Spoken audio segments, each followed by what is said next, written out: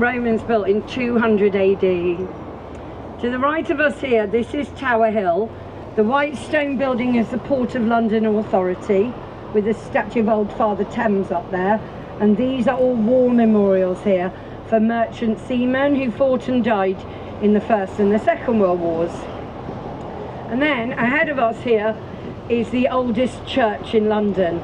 This is All Hallows by the Tower. And the oldest parts of this church were built in the year 675. There's an American connection to this church. This is where William Penn was baptized in 1644, and he founded Pennsylvania in the United States. There's a really amazing free museum in the crypt underneath this church, and it's open from 10 till 5 every day.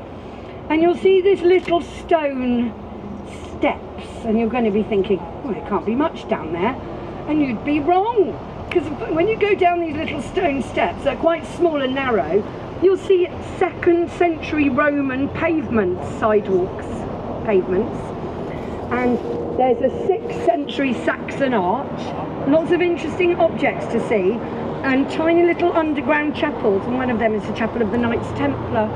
Very cool. This building here on the left with the blue fence, this is Customs House, and this is where they would collect all the taxes and duty from all the goods coming into London via boat and ship. So as I mentioned earlier, when the Port of London was the busiest port in the whole world, there could sometimes be over 1,000 ships moored up all along the river for more than 20 miles. And sometimes they'd have been queuing for a few weeks to get all their goods unloaded. And of course there'd be other British merchant ships getting loaded up with everything they required, yeah, for long voyages abroad. This here on the left is the old Billingsgate wholesale fish market of London. It had the same architect as Tower Bridge, Horace Jones. Now it's used for events and conferences and things like that. No, Smithfield is on the other side of St. Paul's, but was also designed by the same architect. Smithfield was London's wholesale meat market for the last 800 years, and it's also where you'd go in London to sell your wife. Yeah, because as recently as 200 years ago it was very difficult to get divorced, but instead people would go to Smithfield Market and they'd just sell their wives instead. True! See this road here, little street on the right? That's Pudding Lane, and that's where the Great Fire of London started, right there. That's one of the most famous streets or lanes in the whole country. We will never know what started the Great Fire of London. Either they hadn't extinguished the ovens properly, or they used candles and gas lamps. The church on the left is St. Magnus the Martyr. There's also a free museum there, and now we're going under London Bridge. This part of London was very badly bombed in the Second World War. There are very few old buildings here apart from on the left, Fishmongers Hall. And again we're back in the city of London, because 1/3 of London was destroyed in the Second World War, and it took 30 years to fully rebuild London after the war.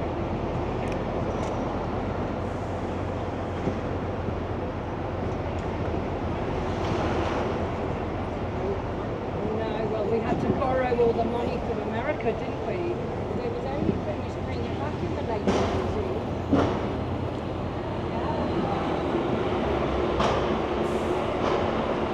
So where are we going next on the tour? Currently we're under the Cannon Street Railway Bridge. But we're going to go through this tunnel, which is the Blackfriars Underpass. And then when we come out, we'll drive along the Victoria Embankment parallel with the River Thames. Then we'll go to stop number 10 for Temple, and then in about 10 minutes we'll be at stop number 11 for Big Ben and Westminster Pier.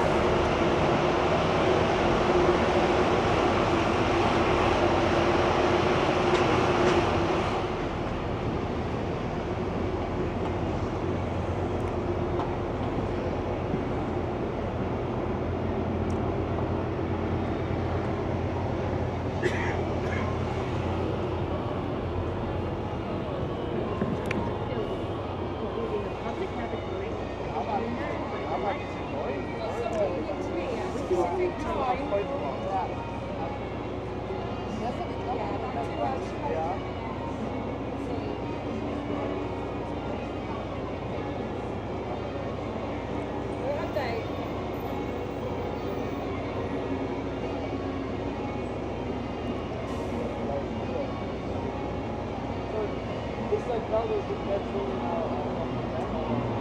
it's too far. That big one is different.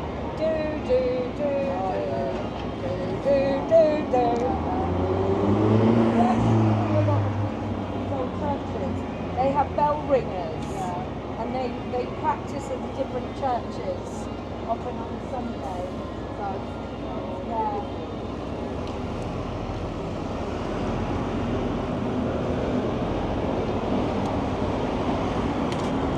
Big Ben does a short, sharp chime on the quarter of the hour, and then a bit longer on half an hour, and the full chime on the hour. Yeah.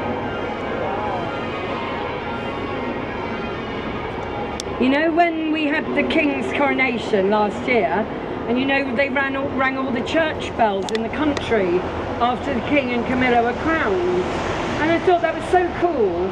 Because obviously I don't remember the last coronation, so obviously that was 72 years ago now. But I thought that was such a cool thing that it's like a tradition that has continued, yeah.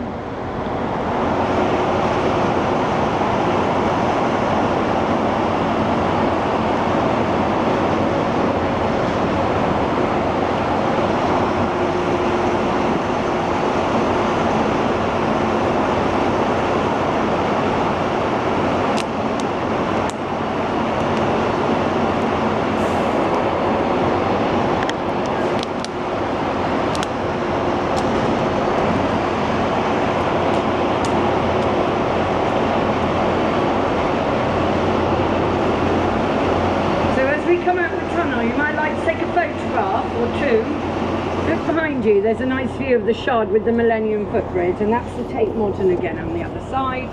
Ahead of us is Blackfriars Railway Station, which is unusual because the station is also a bridge. And then the red one is the Victorian Blackfriars Bridge itself that opened in 1869. And there's a beautiful building coming up on the right that you might like to take a picture of, which is the old City of London school building, which is now the American bank JP Morgan in there.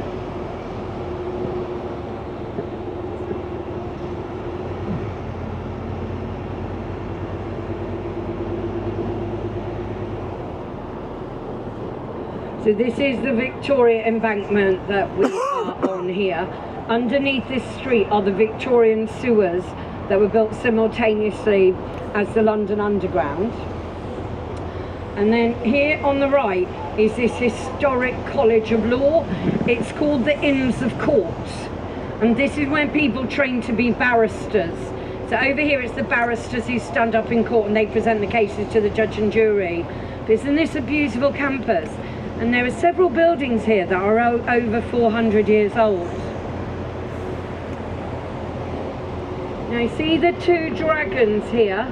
These are indicating to us that we're leaving the City of London now, and now we're back in Westminster. This area is called Temple, and here ahead of us is our stop number 10. So 900 years ago, all of the land around here, including that college I just showed you, were owned by the Knights Templar. So that's why it's called Temple.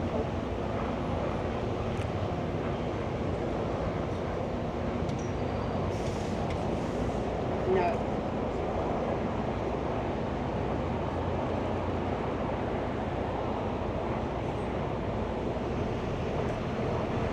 Guys, these are the original cast iron benches and lampposts from 1870. Aren't they lovely, these lampposts? I loved these lampposts when I was a child. And most of them are the original ones. A couple of them are replicas from ones that were damaged or destroyed in the Second World War, but most of them are the original one. You see, they're British made, good quality, built to last. That is what we're still known for, like, on the far side of the quality river. small producers, aren't we? Used to be the manufacturing champion in the world.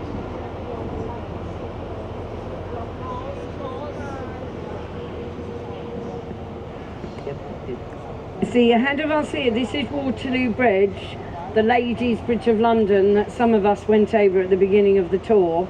And this bridge was designed by a famous architect called Giles Gilbert Scott, who's best known for designing our red telephone boxes.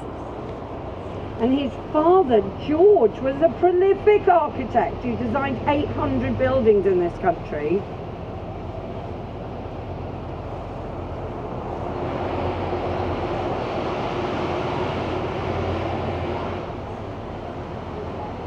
I'm not sure what they're doing here. Doing something to the cycle lane. When we get to the top, you can see there's a curve in the river. You'll see Big Ben. So you can get on the boat from there. The boat will take you back to the Tower of London, and then you'd have to do this. Yeah. About that, yes. See, I pointed out Cleopatra's Needle at the beginning of the tour, because it's a bit hard to see it. But now the trees have lost some of their leaves, it's a bit more clearer. So even though this obelisk is called Cleopatra's Needle, it's actually 3,500 years old, when Cleopatra was 2,000 years ago. So it has nothing to do with Cleopatra. It's just that they wanted it to be identifiably Egyptian. So they called it Cleopatra's Needle. Yeah. This is the Golden Jubilee Bridge. It was originally called the Hungerford Bridge, but it was renamed for Queen Elizabeth II's Golden Jubilee when she was on the throne for 50 years in 2002.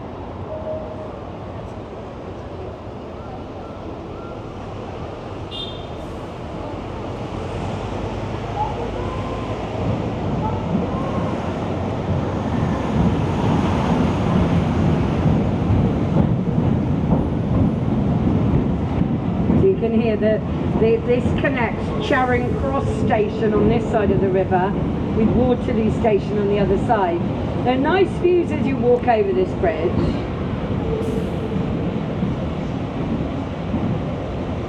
Now this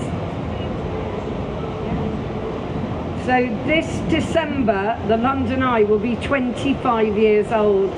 And as soon as it was erected here, it instantly became London's most popular tourist attraction, and it still is.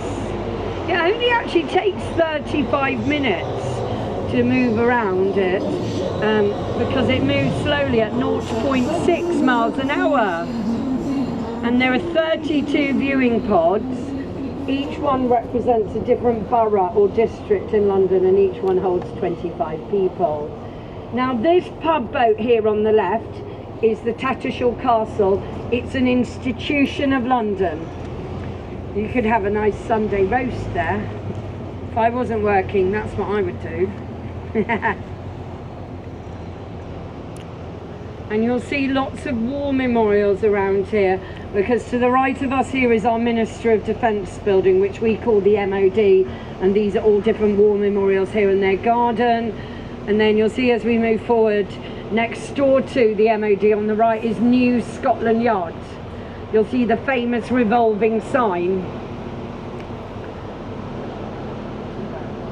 And in the glass case to the right is Sir Robert Peel, and he founded the Met Police in 1829. And because he was called Robert, that's why they call police officers Bobbies.